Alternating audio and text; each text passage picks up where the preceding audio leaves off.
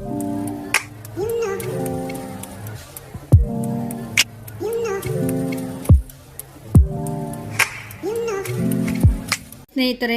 ರಾಹುಲಾಸ್ ಕಿಚನ್ಗೆ ಸ್ವಾಗತ. ಇವತ್ತು ಮಸಾಲ ರೈಸ್ ಮಾಡೋದನ್ನ ತೋರಿಸ್ಕೊಡ್ತೀನಿ ಬನ್ನಿ. ಕಡಲೆಬೇಳೆ, ಸಾಸಿವೆ, ಈರುಳ್ಳಿ, ಟೊಮೊಟೊ. ಈಗ ಪ್ಯಾನ್ ಇಟ್ಕೊಳ್ಳೋಣ. ಇದಕ್ಕೆ 4 ರಿಂದ 5 ಟೇಬಲ್ ಸ್ಪೂನ್ ಎಣ್ಣೆ ಹಾಕ್ಕೊಳ್ಳೋಣ. ಎಣ್ಣೆ ಹಾಕಿದ್ರೆ ತುಂಬ ರುಚಿ ಕೊಡುತ್ತೆ ಫ್ರೆಂಡ್ಸ್. ಇದಕ್ಕೆ ನೋಡಿ 4 ರಿಂದ 5 ಟೇಬಲ್ ಸ್ಪೂನ್ ಎಣ್ಣೆ ಹಾಕ್ಕೊಳ್ಳೋಣ. ಈಗ ಸಾಸಿವೆ ಹಾಕೋಣ, ಕಡಲೆಬೇಳೆ,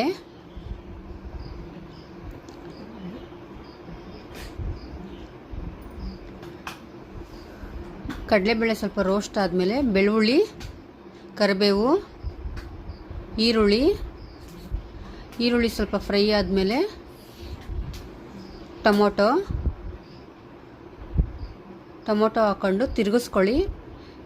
ಅದು ಸ್ವಲ್ಪ ಬೇಯಬೇಕು, ಚೆನ್ನಾಗಿ ಟೊಮೊಟೊ ಬೇಯಬೇಕು. ಅದು ಬೇಯೋ ಗಂಟ ಬನ್ನಿ ಫ್ರೆಂಡ್ಸ್. ಇಲ್ಲಿ ರೈಸ್ಗೆ ರೆಡಿ ಮಾಡ್ಕೊಳ್ಳೋಣ. ಇದಕ್ಕೆ ರುಚಿಗೆ ತಕ್ಕಷ್ಟು ಉಪ್ಪು ಹಾಕ್ಕೊಳ್ಳಿ. ರೈಸ್ಗೆ ನಿಮ್ಗೆ ಎಷ್ಟು ರುಚಿಗೆ ತಕ್ಕಷ್ಟು ಉಪ್ಪು ಹಾಕ್ಕೊಂಡು ಅದಕ್ಕೆ ಬೇಳೆ ಸಾಂಬಾರು ಪೌಡ್ರ್ ಇರುತ್ತಲ್ಲ, ಆ ಬೇಳೆ ಸಾಂಬಾರು ಪೌಡ್ರನ್ನ ಎಲ್ಲ ಹಾಕೋ 2 ಟೇಬಲ್ ಸ್ಪೂನ್ ಬೇಳೆ ಸಾಂಬಾರು ಪೌಡ್ರ್ ಹಾಕ್ಕೊಳ್ಳಿ. ತಿರುಗಿಸ್ಕೊಳ್ಳಿ. ಎಲ್ಲ ಮಿಕ್ಸ್ ಮಾಡ್ಕೊಂಡು ಒಂದು ಅದಕ್ಕೆ ತಗೊಂಡು ಬನ್ನಿ. ಅದನ್ನು ನೋಡಿ, ಈ ಥರ ತಗೊಂಡು ಬಂದು ಮಿಕ್ಸ್ ಮಾಡ್ಕೊಳ್ಳಿ. ಈಗ ಅಲ್ಲಿ ಗಂಟ ಟೊಮೊಟೊ ಫ್ರೈ ಆಗಿದೆಯೇ ನೋಡೋಣ.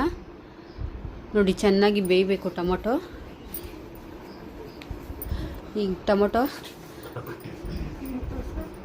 ಈಗ ಟೊಮೊಟೊ ಬೆಂದಿದೆ.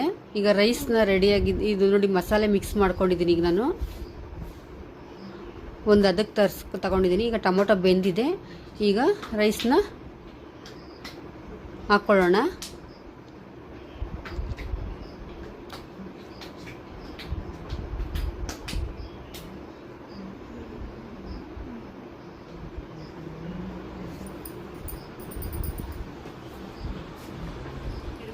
ಈಗ ತಿರುಗಿಸ್ಕೊಳ್ಳಿ. ರೈಸ್ ಆದಮೇಲೆ ತಿರುಗಿಸ್ಕೊಂಡು ನೋಡಿ ರೆಡಿಯಾಗಿದೆ ರೈಸು. ಈಗ ನೋಡಿ, ಈ ಥರ ತಿರುಗಿಸ್ಕೊಂಡು ಮಾಡ್ಕೊಳ್ಳಿ. ನೋಡಿ, ಸ್ವಲ್ಪ ಖಾರದ ಪುಡಿ ಇದು ಹಾಕಿದ್ದೀವಲ್ಲ, ಅದು ಸ್ವಲ್ಪ ಹಸಿ ಸ್ಮೆಲ್ ಹೋಗೋಕ್ಕಂಟ ಒಂದು 3 ರಿಂದ 4 ನಿಮಿಷ ಬೇಯಿಸ್ಕೊಂಡು ರುಚಿಗೆ ತಕ್ಕಷ್ಟು ಎಷ್ಟು ಬೇಕಷ್ಟು ಉಪ್ಪು ಹಾಕ್ಕೊಳ್ಳಿ. ಇನ್ನು ಸ್ವಲ್ಪ ನೋಡಿಕೊಂಡು ನೋಡಿ, ಈಗ ರೆಡಿಯಾಗಿದೆ ರೈಸು. ಈಗ ಬೌಲಿಗೆ ಹಾಕ್ಕೊಳ್ಳೋಣ. ನೋಡಿ ರೆಡಿ ಆಯಿತು.